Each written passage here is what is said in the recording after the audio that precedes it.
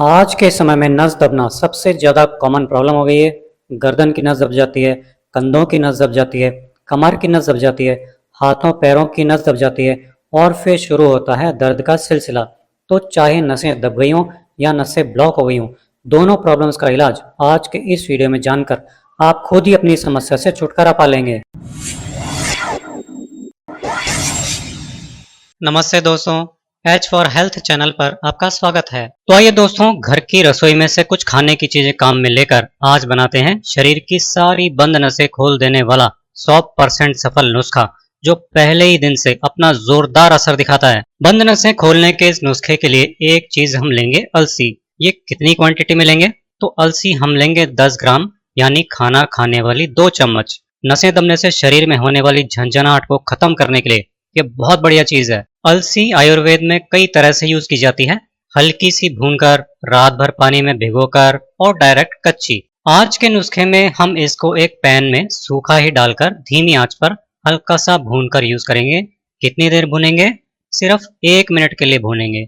जैसे ही इसमें से थोड़ी खुशबू आने लगेगी, इसको गैस से उतार लेंगे और ठंडा होने देंगे। जब इसको कुछ खास चीजों के साथ मिलाकर खाया जाता है, तब ये बंद नसें खोल देती है, इसलिए अभी हम वो सब चीजें भी देखेंगे। आज के इस नुस्खे के लिए एक चीज हम लेंगे, तरबूज के बीज, यानी मतीरे के बीज। कुछ लोग इसको मगज भी बोलते हैं। नसें दबने से मांसपेशियों में कमजोरी आना और दर्द होने लगता है।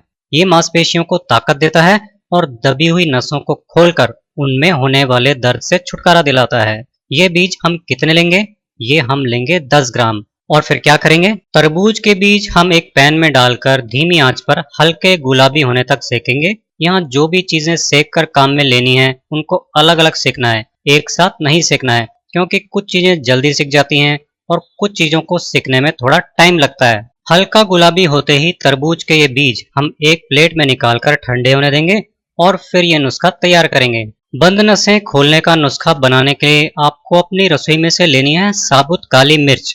कितनी लेनी है? आपको 10 ग्राम साबुत काली मिर्च लेनी है। और इसको काम में कैसे लेना है? गैस पर एक पैन रखिए और इसमें ये 10 ग्राम साबुत काली मिर्च डालकर धीमी आंच पर हल्का सा भून लीजिए। ऐसा करने से इसका एसेंशियल ऑयल रिलीज होगा, जो इसके असर को कई गुना बढ़ा देगा।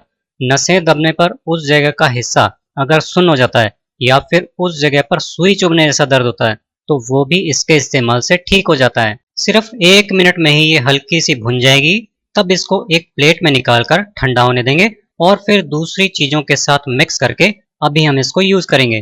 अब हम इन सबको मिक्सी के जार में डालेंगे, क्योंकि हमको इन चीजों को पीसना है। अलसी और तरबूज के बीज सेक कर पीसने का एक फायदा यह भी मिलता है कि पीस से टाइम ये अब चिपचिपे नहीं होते और हमारा जो पाउडर भी बनेगा वो फिर लंबे टाइम तक टिकता है, जल्दी खराब नहीं होता। ये देखिए, ये तीनों चीजें हमने एक साथ मिलाकर पीस ली और इस तरह से इनका पाउडर बना लिया है। अब इसको यूज करने से पहले एक छोटा सा काम आपको और करना है, वो ये कि आपको इसमें मिक्स करनी है 2 चम्मच धागे वाली मिश्री। ये मैंने पहले ही धागा निकाल कर पीस कर रख ली थी, क्योंकि सब चीजों के साथ पीसने पर उनके ऑयल से ये अगर चिपचिपी या हल्की सी गीली हो जाए तो फिर सारा मिक्सचर 1-2 दिन में ही खराब हो जाता है। अगर आपको डायबिटीज है तो आप मिश्री के बिना ही ये मिक्सचर बनाइए। अब ये देखते हैं कि इसको कब, कैसे और कितना यूज करना है। आपको इस मिक्सचर की सिर्फ आधा चम्मच एक बार में यूज करनी है।